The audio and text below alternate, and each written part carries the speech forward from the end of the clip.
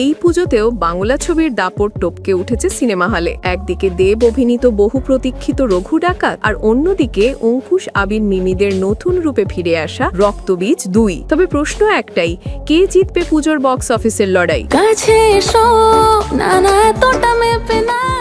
প্রায় 2 বছর আগে ঘোষণা হওয়া রঘু ডাকাতের জন্য দর্শকরা দিন গুনছিলেন। দেবের নতুন এই অবতার নিয়ে তৈরি হয়েছিল প্রবল কৌতূহল। অন্যদিকে উইন্ডোজ প্রোডাকশনের রক্তবীজের সিকুয়েল, যেখানে ফিরেছেন মনির আলম চরিত্রে অঙ্কুশ হাজরা, সঙ্গে আবির, মিমি আর ভিক্টর বন্দ্যোপাধ্যায়, একেবারে ভরপুর স্টার কাস্ট।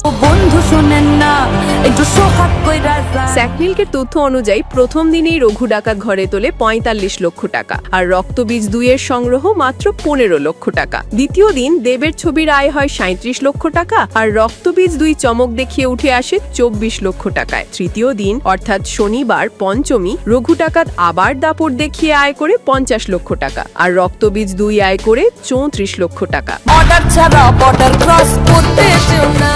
মোট 3 দিনে রঘু ডাকাত 1,32,00,000 টাকা, আর রক্তবীজ 2 73 লক্ষ টাকা। তৃতীয় দিনে 2 ছবির আয় বেড়েছে, কারণ সেটা ছিল শনিবার প্লাস পঞ্চমী। এখন সামনে ষষ্ঠী, সপ্তমী, অষ্টমী, নবমী, অর্থাৎ বক্স অফিসের গোল্ডেন উইন্ডো। রক্তবীজ 2 কি পারবে ধীরে ধীরে টেক্কা দিতে রঘু ডাকাতকে, নাকি শেষ হাসি হাসবে দেবের চরিত্র রঘু? আপনার কি মত? আপনি কোন ছবি দেখেছেন? কোনটা আপনার বেশি ভালো লেগেছে, রঘু ডাকাত না রক্তবীজ 2? কমেন্টে জানান আপনার পছন্দ আর মতামত।